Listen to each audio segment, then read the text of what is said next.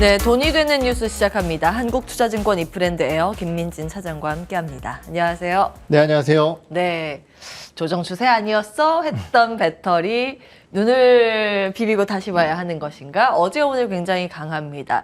상대적으로 코스피에 비해서 코스닥 지수가 아웃퍼폼을 하고 있는 그 이유도 지금 배터리의 힘인데요. 셀, 양극재, 음극재, 리튬까지 모두 일제히 기립을 하고 있습니다. 어떻게 봐야 될까요? 일정상으로는 그 유럽판 IRA, CLMA 대응 일정 있고 그 독일에서 더 배터리 쇼 개최 일정이 있습니다. 25일까지라고 현지 시간 기준입니다. 어떻게 봐야 될까요? 네, 사실 배터리주들 궁금해하시는 분들도 많으실 것 같고 올라갈 때는 이게 왜 올라가는지, 내려갈 때는 왜 내려가는지. 근데 이런 말씀을 좀 드리고 싶습니다. 지금 배터리 관련주들의 하루하루 주가 상승에 많은 의미를 부여하지는 않았으면 좋겠어요, 저는. 결국은 이제 하락할 때 배터리 관련주들이 어마어마한 이슈 때문에 하락을 한 것이냐, 그거 아니라고 생각을 하고요. 최근 올라오는 반등도 그러면은 뭔가 대단한 뉴스가 있어서 올라가느냐, 그거 아니라고 생각을 합니다. 주가는 어차피 실적에 의한 함수고, 그 실적에 의한 우상향 함수 속에, 우상향하는 주가 같은 경우는 우상향하는 함수 속에서 조금 더 이 상관계수가 더 높게 올라가던가 변동성이 더 높게 올라가던가 그럴 때는 또 다시 제자리를 찾아가는 경향이 있고요. 그러면서 이제 주가가 굴곡을 그리면서 올라가게 되는데 그 추세의 흐름이라고 좀 판단을 하는 게 첫째는 좋을 것 같습니다. 그러면 이제 두 번째, 배터리 관련주들이 올라갈 때는 어떻게 해석을 해야 되느냐, 내려갈 때는 어떻게 해석을 해야 되느냐. 당연히 올라갈 때는요. 중장기적으로 우상향하는 실적 때문이에요. 지금 나타나고 있는 주요 2차 전지 관련 업체들, 포스코 퓨처엠 아니면은 LNF 오늘 또 세게 올라가고 있는데요. 이 기업들이 아까도 말씀드렸지만은 올해 뭔가 큰 문제가 있어서 고점 대비해서 밀린 거 아니다라고 말씀을 드렸죠. 포스코 퓨처엠 같은 경우는 지금 60% 이상, 그리고 LNF 같은 경우도 2분기에 공장 가동이 있기 때문에 실적 굉장히 좋을 거고요. 내년으로 따져봤을 땐 포스코 퓨처엠 2배 이상의 영업이익 실적을 예상을 하고 있습니다. 그렇기 때문에 결국은 단기적으로 주가가 빠진 부분에 대해서는 야, 이거 밸류에이션이 너무 높은 게 아니야? 라는 인식이 좀 강할 때는 당연히 주가가 밀리는 거고요. 오히려 어느 정도 조정이 나왔을 때 해당 기업들의 연간 기준으로서의 YOY 실적을 대비해 본다라고 한다면은 어닝 모멘텀이 분명히 붙잡힌다라는 거죠. 아무래도 이제 1분기 어닝 시즌이 마무리되면서 조금 더 실적 관련주로서의 집중이 나타났었습니다. 반도체라든지 반도체는 이제 업황 회복 기대감이고 실적주라고 하기엔 좀 그렇고요. 자동차라든지 기계 관련 업종군들 이런 쪽들이 세게 올라온 이유도 모두 다 실적 때문이다라고 볼 수 있을 것 같은데 사실 1분기에 2차 전지 관련주들 같은 경우는 실적이 LG에너지솔루션 같은 경우는 괜찮았지만은 양극재 기업이라든지 아니면은 실리콘 음극재 아니면은 장비 이런 쪽들이 그렇게 좋지는 못했었습니다. 그렇다라고 한다면은 2분기 실적 흐름을 본다라고 했을 때 어떠느냐? 2분기는 좋을 것으로 예상이 되어지거든요. Q 물량 때문에. 결국 이러한 부분들을 고려해 봤을 때 2분기 어닝 시즌이라는 것을 맞이한다라는 측면에서 봤을 때 배터리주들은 나쁘지는 않은 선택지라는 측면, 이러한 부분들이 관련주의 주가 상승을 좀 만들어내고 있는 것 같고요. 오늘 SK증권에서 많은 배터리 관련주들의 신규 커버 종목 리포트를 좀 제시를 했는데 LG에너지솔루션 제목은 굉장히 좋지만 68만 원 리포트였고요. 실제적으로 LG에너지솔루션의 목표 주가는 70만 원부터 85만 원까지 다양하게 형성이 되어 있습니다. 그러니까 제목 대비해서 그렇게 공격적으로 목표가를 쓴 것은 아니다. 이렇게 좀 이해를 해주시면 좋으실 것 같습니다. 주가에 원래 이제 가지고 있는 특성이 그렇죠. 이렇게 움직이면서 위아래로 변동을 보이면서 방향성을 나타내는 것인데 일단 방향성 자체는 위로 보시는 것 같습니다. 다만 이제 그 진폭은 감안하면서 봐야 된다라는 그런 코멘트였고 지금 유튜브 채팅창에 철마님께서 뭘 좀 사볼까 둘러보는데 살 게 없네요 하십니다. 배터리는 어떻게 해야 될까요? 살 게 있을까요? 그러니까 말씀드렸듯이 이거는 사실 개인의 믿음이 필요하다고 생각을 해요. 지금 자리가 지금 LG에너지솔루션 같은 경우도 2025년도 실적 EPS에 33배를 준 목표 주가일 거란 말이에요. 지금 제 기억에는. 그러면은 2025년까지 이 실적 나와도 33배라는 거거든요. 밸류에이션은 싸지 않다라는 거죠. 그러한 것들을 고려해 봤을 때는 사실은 내가 밸류에이션 쪽에 좀 집중을 한다라고 하시는 분들한테는 적합한 기업은 아닙니다. 하지만은 올해, 내년, 내후년도까지 나는 실적이 성장하는 가시성이 거의 확실한 기업. 그거는 2차전지 말고는 또 애매하거든요. 그쵸. 물론 내년도에 잠깐 좋아질 수 있지만 내후년도를 또 어떻게 합니까? 산업의 시장 변화와 함께 꾸준하게 성장하는 기업은 2차전지라는 거죠. 예. 그렇기 때문에 내가 당장의 밸류에이션보다 시장 성장과 이에 따른 외형과 이익의 성장을 믿으시는 분들이라고 한다면은 말씀드렸듯이 배터리 관련주들은 상당히 좋은 선택지다라고 예. 말씀을 드리겠지만은 밸류에이션이 높다라는 부분 때문에 변동성이 좀 클 수 있다라는 측면 그리고 이런 기업들의 특징이라고 한다면 실적이 미스가 나올 때는 주가가 좀 흔들릴 수가 있거든요. 예. 그런 것들을 좀 싫어하시는 분들이라고 한다면은 다른 쪽으로 좀 접근하시는 것도 좋지 않을까 이렇게 생각을 하고 있어요. 자, 향후의 변수는 지금 우리가 논할 수는 없기 때문에 지금 나온 변수를 전제로 봤을 때 성장성이 담보된 산업 배터리. 그렇죠. 펀더멘털로 보면 다른 쪽을 볼만하다. 그럼 두 가지 질문 드리겠습니다. 성장성을 좋아하는 투자자분들을 위해서 배터리주의 탑픽은 뭐라고 보시는지, 펀더멘털을 더 선호하시는 분들을 위해서 지금 펀더멘털상 봐야 할 섹터는 무엇인지 정리해 주십시오. 배터리 쪽은 LG에너지솔루션이 가장 나아 보입니다. 아, 뭐 밸류에 예. 대한 부담, 시가총액의 부담도 있겠지만은 뭐 AMPC에 따른 실적 흐름이 가장 좋은 상황이기 때문에 예. 이러한 부분들로 LG에너지솔루션을 보는 게 맞다라고 LG 판단을 에너지. 하고 있고요. 예. 타업 종군들 같은 경우는 사실 워낙 많은 섹터들이 있지만은 단기간 2분기까지의 실적을 좀 고려해 본다라고 한다면 자동차가 실적적인 측면에서 굉장히 좋은 대안이 될 수도 있을 것 같고요. 예. 나는 조금 더 멀리 본다라고 한다면은 반도체 섹터들도 무리 없는 부담이 될 것 같습니다. 물론 예. 이제 종목에 대한 선택지의 차이는 있겠지만은 그렇게 좀 나눠서 보시는 것이 좋으실 것 같습니다. 반도체는 저희가 이제 다른 기사 그렇죠. 있죠. 다음 보겠습니다. 자, 일단 충전 시장 보고 반도체 이야기 간략하게 다음으로 볼 텐데, 충전 시장. 전기차는 성장성이 담보되어 있다는 전제로 봤을 때 네. 같이 깔려야 하는 게 전기차 충전 인프라입니다. 충전 시장의 규모도 같이 올라가야 하는 게 맞다라는 논리는 끄덕끄덕 하실 겁니다. 대기업들도 여기에 키를 꽂았다는 보도가 나오고 있는데요. 다만 이 충전 시장이 앞으로 성장할 수밖에 없는 환경이라는 건 그동안 지속적으로 제시가 됐던 내용입니다. 근데 관련주의 주가 반응을 보면 단기적인 시세 아웃퍼폼에 그칠 때가 굉장히 많았거든요. 네. 그래서 이걸 우리가 어떤 시각으로 봐야 하는가를 좀 잡아주시면 좋을 것 같습니다. 네, 결국은 이렇게 해석을 좀 해봐야 될 것 같아요. 그러면은 우리가 전기차 충전기 만드는 몇몇 개의 회사가 주가가 좋을 것이냐? 그렇지 않을 가능성이 높다라는 거고요. 결국은 이 시장에서 우위를 잡기 위해서는 플랫폼을 가져가야 되는 부분이 예. 있습니다. 그렇기 때문에 각각의 대기업들이 밸류 체인을 확충을 하고 이러한 부분들을 바탕으로 전기를 끌어오고 그 부분을 바탕으로 전기차 충전기를 만들고 충전소까지 세워서 플랫폼화 시키는 것에 대한 목표를 가져가고 있다라고 좀 이해를 해 보시면 좋으실 것 같고요. 우리가 개별적인 기업들의 대응 전략 자체가 아무래도 이제 좀 작은 규모로서 가고 있는 상황이기 때문에 예. 주가의 연속성이 그렇게 크지 못했다라는 점은 거기서 좀 판단을 할 수 있을 것 같아요. 예. 거기에 대해서 우리가 시장만 놓고 보면 굉장히 큰 시장처럼 보이겠지만은 예. 아까도 말씀드렸듯이 충전기 만드는 회사 그 시장 중에 얼마나 될 것이냐.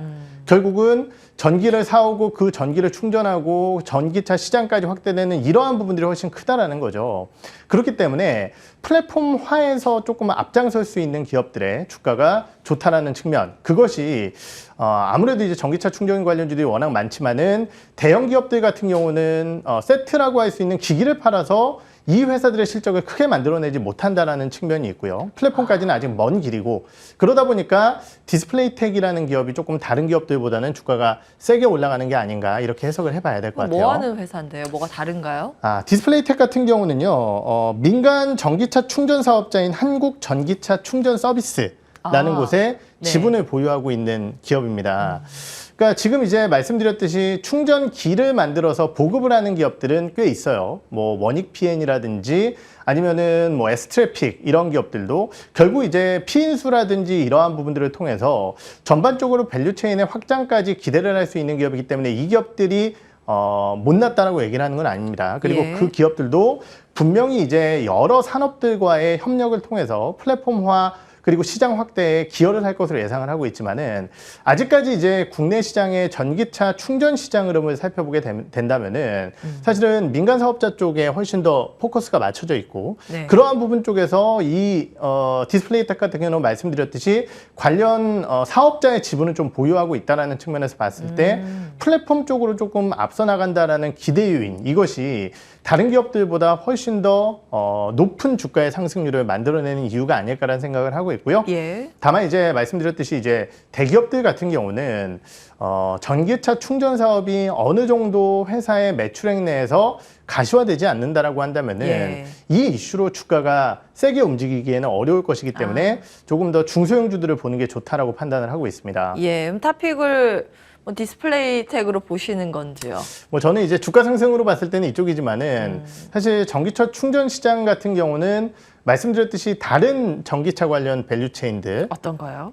지금 뭐 얘기했었던 배터리 관련주들이 있잖아요. 예. 아니면은 배터리가 낫다고 보시는 업스트림도 마찬가지고요. 예. 이쪽 대비해서 과연 좋을까라고 생각을 해보면은 사실은 그렇지는 않은 것 같거든요. 왜냐면 지금까지 이제 태양광도 마찬가지지만은 예. 우리가 이제 업스트림, 미드스트림, 다운스트림으로 나누게 된다라고 한다면은 예. 사실은 업스트림이나 미드스트림 같은 경우는 B2B 쪽으로 우리나라 기업들이 상당히 잘하는 모습들이 있는데 다운스트림 같은 경우는 조금은 성장을 못하는 경우도 많았어요. B2C가 그쪽인가요? 그렇죠. 아무래도 예. 그러다 보니까 이러한 부분들을 좀 고려해 봤을 때는 전기차 밸류체인 내에서 전반적으로 최상위 업스트림이라든지 예. 아니면 배터리 쪽이 조금 더 양호하다라고 생각을 하기 때문에 예. 전기차 충전소 쪽은 저는 뭐 그렇게 좋게 보고 있지는 않습니다. 대기업 보면 이제 대기업이 하는 사업을 보거나 아니면 아예 그냥 전기차를 보자 이런 말씀. 네.